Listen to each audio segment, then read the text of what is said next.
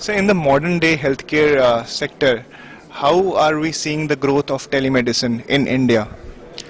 Uh, we have a very good scope of telemedicine coming up in India now. The reason behind is, if you know, the government of India has provided NKN, that is National Knowledge Network, wherein you have about 100 Mbps bandwidth connectivity available up to all educational institutions.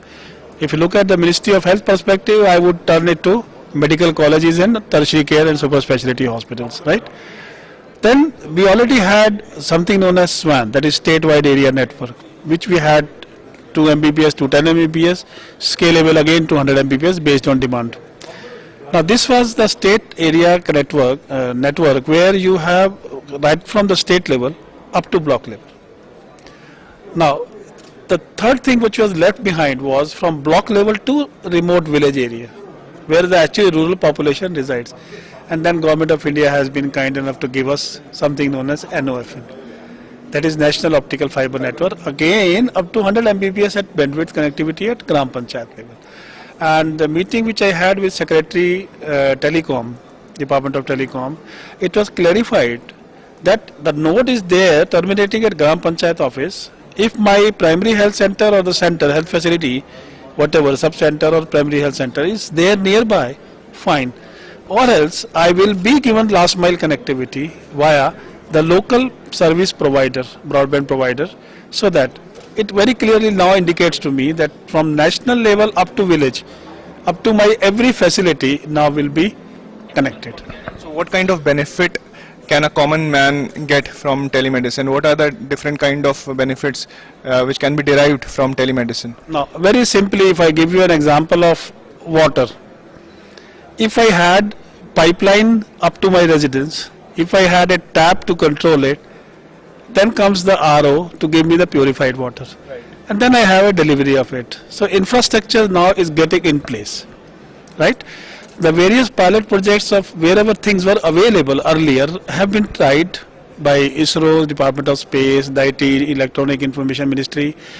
Things are already in place in pilot mode earlier, but now is going to be constructed infrastructure down the line to every place. Now I see coming up through this mechanism downward as well as upward transmission of data. So we can have National Medical College network established to have National Medical College in a way that every doctor can access medical knowledge. So every doctor can be at par in knowledge. That is one. Second thing is establishment of digital health libraries. So again, knowledge parks. So that means first thing is that knowledge is available to anybody who wants to have it. Once the knowledge is available, skills are available, now comes the delivery. Then we have up to village level connectivity. Schedules will be made in such a manner that the primary health center doctor gets the data from the patients, or the patients he wants to consult at the district level. So scheduling will be done, that they will have teleconsultation and tele follow-up. Similarly, since we are being connected up to tertiary care hospitals as well, so all these things can be upgraded, and anybody who wants consultation beyond district hospital can go further. So I see a lot of telemedicine scope coming up in the near future. At least that will save my resources in the form of money, time, energy, and lot of expenditure wastage which is not calculated ever in cost. If a patient is admitted, it is not the cost that he is incurring on the medicine or the surgery or the admission, etc. It is the cost what he is losing as well, or his relatives who are also sitting with him at the hospital. So all this will be saved by using telemedicine, which the future I see of. And what has been the role of public-private partnership in moving this technology ahead in the rural areas? Yes, very right. See, government alone, if it is given to do everything, it has been time and again proved that we take a lot of time. We end up sometimes not becoming successful for lack of the HR and the resources. PPP model at times works beautifully because there are certain people who are interested to do the work in the area what we ask for. And we have found that wherever we have tried PPP mode, things have been very good. So this is also one of the very big considerations in our mind to have PPP modes. And various state governments already have done various PPP models working in place. Can you name some of the private organizations with whom you have tied up for this technology to move in the rural areas? See, as far as Ministry of Health and Family Welfare is concerned, we do not have any PPP mode working, but in the state examples are there.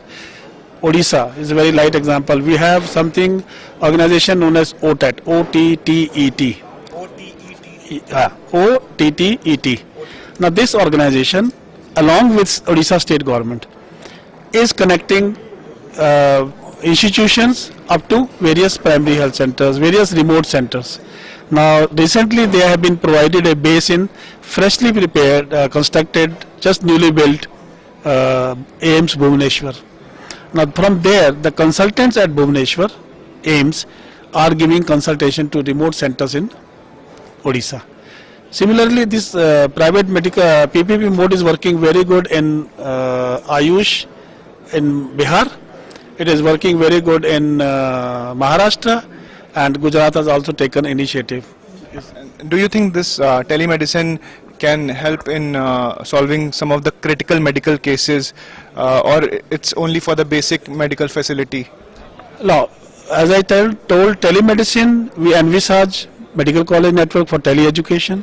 Second, I told you healthcare delivery, which is a routine as well as consultation.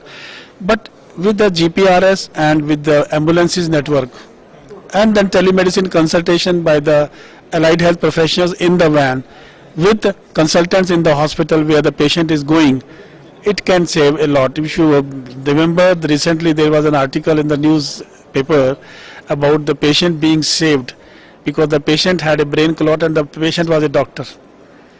And by giving timely medication advice based on the parameter received by the consultant, where if certain medications are given within 4 hours, the clot can be dissolved. And the clot was dissolved and the doctor patient could be saved. So there are scopes, there are possibilities, and if it is really truly utilized in the right context, yes, it can play a very major role in critical care as well. Certainly, it can be a very big role.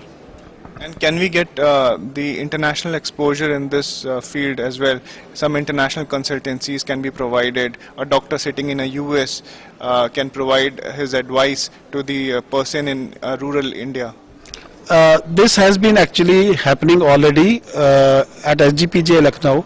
The consultation had been done with Dr. Mishra will tell you further details on this. As far as I am knowing, the next week I am going to Korea through a WHO regional consultation. Now WHO Southeast Asia region is organizing a regional consultation at North Korea, where all the 11 member countries of SCR will be collecting together to share their experiences on telemedicine. So from there the perspectives are coming that through the international organization also will be connected, and as such already these consultations are already in process.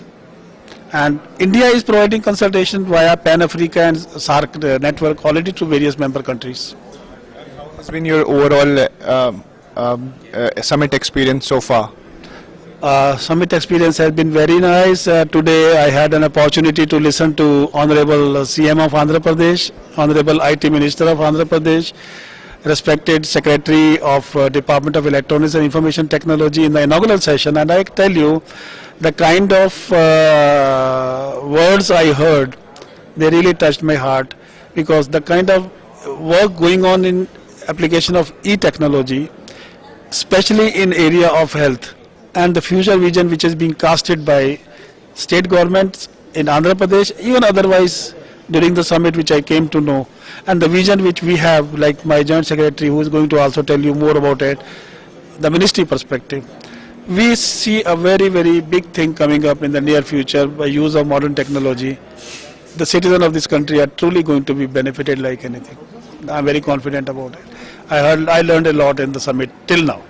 Thank you so much, sir. It's a pleasure having you here. Thanks a lot.